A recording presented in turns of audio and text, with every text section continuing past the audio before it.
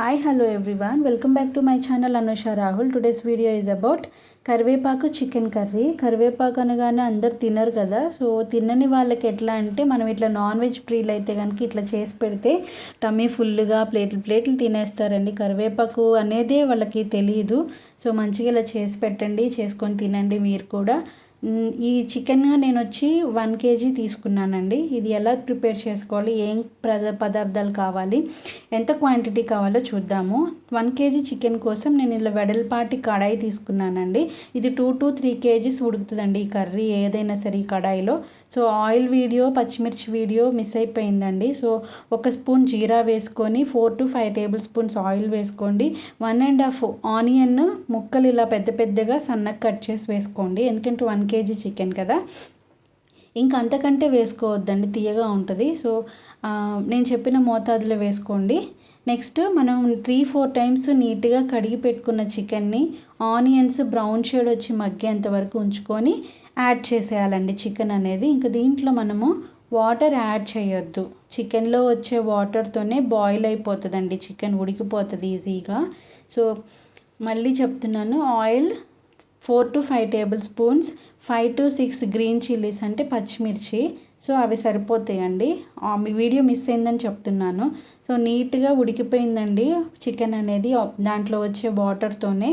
So ఈ టైంలో oil బయటకు వచ్చింది కాబట్టి ఈ టైంలో 3 టేబుల్ స్పూన్స్ అల్లం వెల్లుల్లిపాయ పేస్ట్ వేసుకోవాలండి. ఈ టైంలో అల్లం వెల్లుల్లిపాయ పేస్ట్ వేసుకుంటే చికెన్ ముక్కకి పడుతుంది మసాలా అనేది. ఇంకా మళ్ళీ గరం మసాలాలు, బిర్యానీ స్పైసెస్ అవి ఇవి అవసరం లేదండి. న్యాచురల్ టేస్ట్ తింటేనే మనం హెల్తీగా ఉంటాము. ఓవర్ మసాలాలు వేసుకొని ఎండాకాలంలో మనకి ఆయాసం వచ్చే కంటే ఇట్లా బెటర్. సో తగినంత ఉప్పు, చిటికెడంత పసుపు వేసుకోండి. పసుపు వేసుకుంటే నీసు వాసన పోతుందండి చికెన్లో. సో తగినంత ఉప్పు వేసుకోండి. మళ్ళీ ఎక్కువ ఉప్పు వేసుకుంటే కసం అయిపోతుంది, అంటే ఎక్కువ అయిపోతుంది. సో అల్లం వెల్లుల్లిపాయ పేస్ట్ వేసిన తర్వాత ఉప్పు, పసుపు వేసి తిప్పుకొని మూత పెట్టి మగ్గించుకోవాలండి. చూసారా, మంచిగా చికెన్ ఉడికిపోయింది, ఆయిల్ మొత్తం బయటికి తేలింది. ఈ టైంలో 2 మీడియం సైజు టొమాటోస్ తీసుకోండి.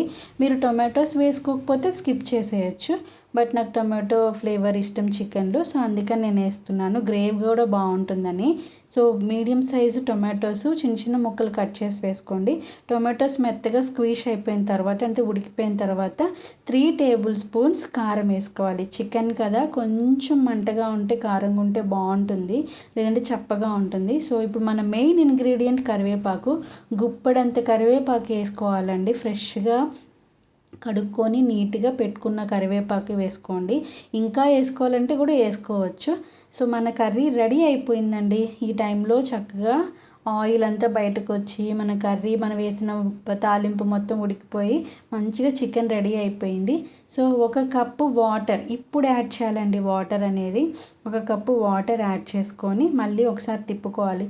ఆ గ్రేవ్ అంతా ముక్కకు పట్టేసి మంచిగా గ్రేవీ తయారవడానికి. సో ఈ టైంలో లాస్ట్లో మనం ఉప్పు యాడ్ చేసుకోవాలండి, అడ్జస్ట్ చేసుకోవాలి. ఎందుకంటే ఉప్పు మీరు తక్కువ అయితే కనుక చూసి వేసుకోండి ఈ టైంలో. మళ్ళీ తర్వాత కసమైపోతే వేసుకున్న ప్రయోజనం ఉండదు. సో ఇంతేనండి, మన కరివేపాకు చికెన్ కర్రీ రెడీ. చాలా సింపుల్ కదా, మీరు కూడా చేసుకొని తినండి. సో మీ ఫీడ్బ్యాక్ ఇవ్వండి. Please subscribe my channel. Thank you.